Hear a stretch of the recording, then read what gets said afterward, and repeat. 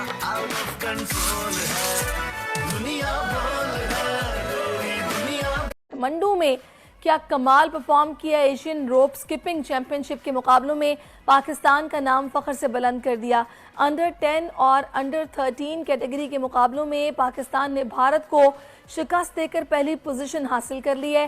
पाकिस्तान ने mega event में मजमूई तौर पर 2 गोल्ड और 4 सिल्वर मेडल्स अपने नाम किए हैं।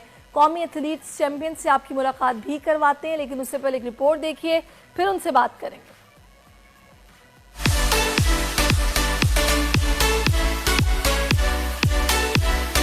नेपाल में पाकिस्तानी रोप स्कीपर्स की धूम। साउथ एशियन रोप स्कीपिंग चैंपियनशिप में शानदार कारकर्दगी से शायकीन के दिल जीत लिए। मेगा इवेंट में अंडर 10 और अंडर 13 कैटेगरी के मुकाबलों में पाकिस्तान ने भारत को शिकस्त देकर पहली पोजीशन हासिल की। अंडर 10 में माविया सईद ने बाउंस होप में और अंडर 13 में मोहम्मद हुसैन ने स्पीड इवेंट में गोल्ड मेडल हासिल किए। भारत ने दूसरी और नेपाल ने तीसरी पोजीशन हासिल की। पाकिस्तान ने मजमूई तौर पर साउथ एशियन रोप स्कीपिंग चैंपियनशिप में 2 गोल्ड मेडल और 4 सिल्वर मेडल्स अपने नाम किए। पाकिस्तान रोप स्कीपिंग टीम ने अमेरिका में वर्ल्ड जूनियर रोप स्कीपिंग चैंपियनशिप के लिए क्वालिफाई भी कर लिया। जी जनाब, ये रिपोर्ट आपने मुलाहिजा की और ये सारे एथलीट्स, ये मेहमान मेरे साथ मौजूद हैं जो कि ज़बरदस्त परफॉर्म करके आए काठमांडू में। सबसे पहले मैं आपका तारुफ करवाऊंगी, मोहम्मद सलीम साहब मेरे साथ मौजूद हैं जो कि टीम के मैनेजर हैं। उसके बाद मेरे साथ मौजूद हैं जनाब हफ्सा साहिबा जो कि फ़ीमेल इंस्ट्रक्टर हैं इस टीम की, और इस तरफ मेरे साथ सैयदा वरीशा मौजूद हैं जिनको 2 सिल्वर मेडल्स मिले हैं। फिर उसके बाद मावरा कामरान मौजूद हैं जिनको 1 गोल्ड और 1 सिल्वर मेडल मिला है। फिर मोहम्मद हुसैन मौजूद हैं, इनको भी 1 गोल्ड और 1 सिल्वर मेडल मिला है। ऐसा ही है, बिल्कुल ठीक कहा है मैंने। चलो जी, ज़बरदस्त। आप सबको बहुत बहुत मुबारकबाद कि आपने इतना अच्छा परफॉर्म किया, और मावरा ने तो स्पेशली भारत को शिकस्त दी है और जिसकी वजह से इनकी बड़ी तारीफ हो रही है सोशल मीडिया पर। तो पहले मैं सलीम साहब आपकी तरफ आऊँगी, कितनी मेहनत इन बच्चों ने की है माशाल्लाह से, और जाहिर है उसमें आप लोगों की एफर्ट्स भी हैं। कैसा एक्सपीरियंस रहा है? सबसे पहले तो आपका शुक्रिया, आपके चैनल का शुक्रिया कि आपने इन बच्चों को बुलाया और इनकी हौसला अफजाई की, क्योंकि सबसे सख्त इस वक्त ज़रूरत है इन बच्चों की हौसला अफजाई की। तो जिस वक्त हम टीम लेके जा रहे थे तो हमारी टीम के मेंबरान की जो तादाद थी वो 16 थी।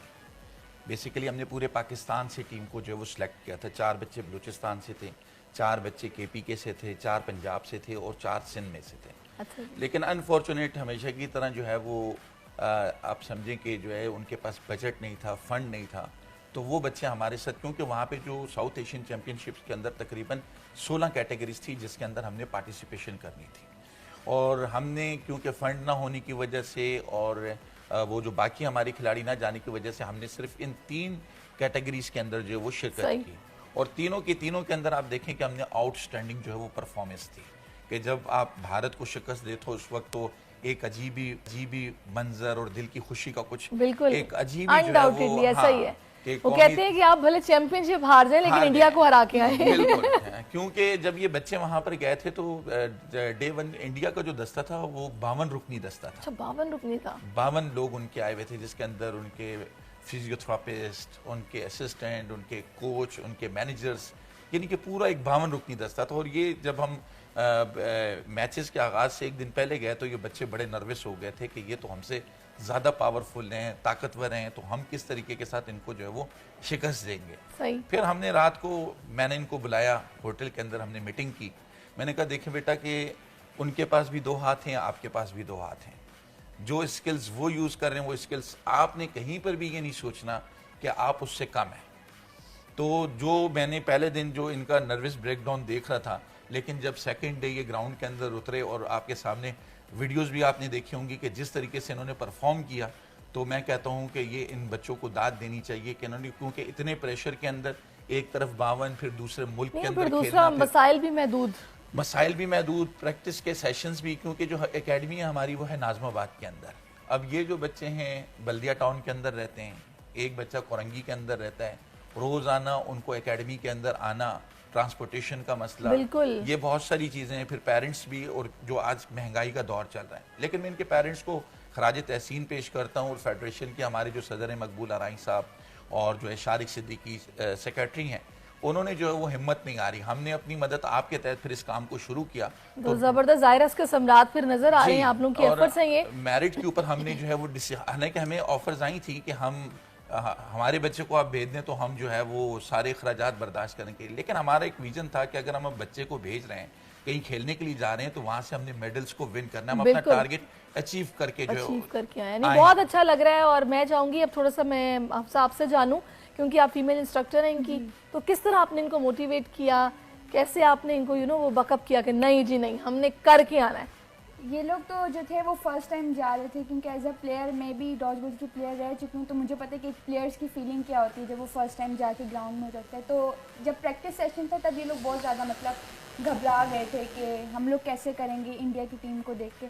तो मैंने बोला कि भाई जितना आता है, जितनी प्रैक्टिस कर आए ना आप लोग, पाकिस्तान से जो सिखाया आप लोग को बस उसकी प्रैक्टिस करते रहें और वही जाके आप लोग परफॉर्म करें।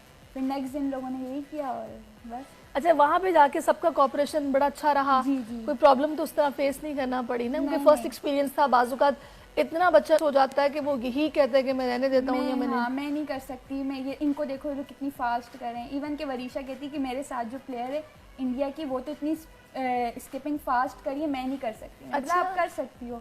और फिर जबरदस्त। तो फिर वरीशा, वहाँ पे जब आपने परफॉर्मेंस स्टार्ट की, फिर किस तरह एकदम लगा कि नहीं जी मैं तो कर लूँगी और कोई मसला ही नहीं है? कैसा महसूस हुआ था वहाँ पे जब आप फील्ड में मौजूद थी और आपको कहा गया चले जी हाँ अब आपकी टर्न है? बस ये अल्लाह का करम था कि मैं जीत गई। मैंने कोशिश की कि मैं जीतूं बस। किसी पॉइंट पे लगा कि नहीं वो ज़्यादा मुझसे अच्छा परफॉर्म कर रही है और मैं हार जाऊँगी, लगा था? और इवन ये भी था कि जब वरीशा वहाँ पर गई ना तो इसकी थी स्पीड स्प्रिंट, तो इसको वहाँ पर जाके चेंज करवा दी। बोले ये तो अंडर 14 कैटेगरी में है ही नहीं। तो इस बात से भी ये कंफ्यूज हो गई थी कि मतलब 1 आवर पहले उसको बताया गया कि आपकी जो है वो कैटेगरी चेंज हो गई, स्पीड अच्छा। हॉप हो गई है। तो एक इस बात से भी ये कंफ्यूज हो गई थी। तो मैं बोला नहीं, इसकी प्रैक्टिस तो थी उसकी, लेकिन फिर इसने वो करी। ज़बरदस्त। यानी कि उसी मोमेंट पे अगर उन्होंने चेंज भी किया तो आपने फिर भी परफॉर्म कर लिया। क्या बात है। आप तो कितनी आप प्रैक्टिस करती हो डेली? मैं करती हूँ बस दिन में कभी स्टडी करती हूँ और फिर कौन सी क्लास में आप? मैं अभी 8 में हूँ। अभी रिजल्ट होगा, फाइनल टर्म हो गए हैं तो अभी 9 में। अच्छा, अभी 9 में जाएंगी आप। तो वरीशा, आप कितने घंटे आप प्रैक्टिस करती हो और कुछ बताओ ना अपने बारे में। पेरेंट्स आपके कितने सपोर्टिव हैं? कैसे आपको ये शौक़ पैदा हुआ? ये बस मेरे पापा प्रैक्टिस कराते हैं। मैं जाती नाज़माबाद भी हफ्ते में 2 दिन जाती हूँ, उधर भी प्रैक्टिस करती हूँ और घर में मेरे पापा प्रैक्टिस कराते हैं। अच्छा, पापा प्रैक्टिस कराते हैं। तो पढ़ाई और इसको खेल को मैनेज करना आसान है, समटाइम मुश्किल होती है?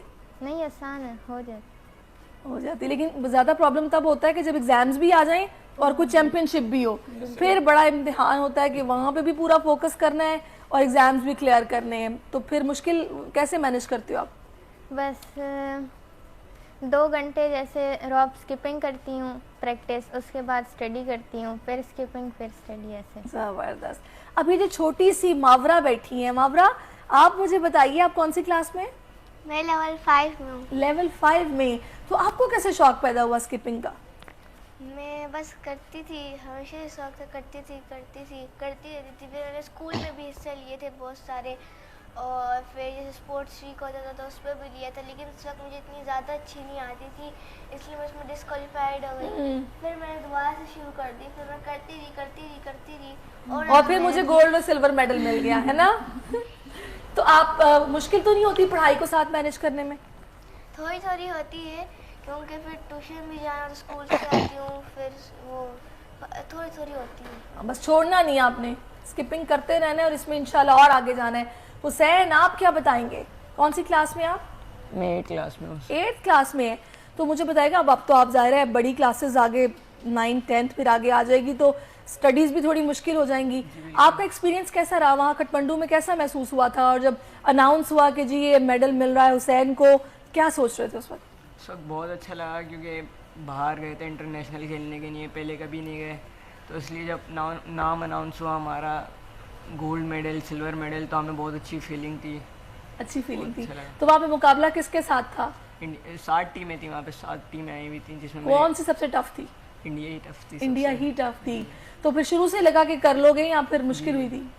पहले थोड़ी मुश्किल हुई थी, फिर अच्छा लगा था करके। तो अभी नेक्स्ट तैयारी किस चीज़ की चल रही है? यूएस वर्ल्ड है जुलाई के एंड के अंदर जो है, यानी कि 25 जुलाई इन्होंने क्वालिफाई कर लिया वर्ल्ड कप रॉप स्कीपिंग के लिए। लेकिन अब जो प्रॉब्लम हमें आ रहा है वही फाइनेंस का आ रहा है, तकरीबन यूएस जाने के अब हमारे पास सिर्फ 1 मिनट है, आप कोई अपील करना चाहते हैं तो आप कर लें इस प्लेटफॉर्म बिल्कुल से। डेफिनेटली मैं जो ये कहना चाहता हूँ कि ये आपके यंग स्टार्स हैं और इन इलाकों से आपको इंट्रोड्यूस यानी कि हम करवा रहे हैं कि पाकिस्तान का जाके ये परचम बुलंद करें।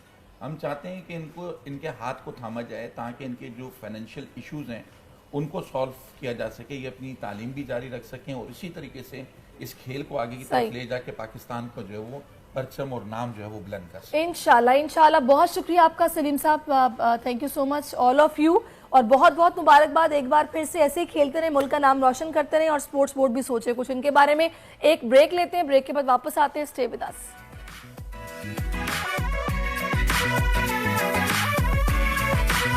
आउट ऑफ कंट्रोल है दुनिया।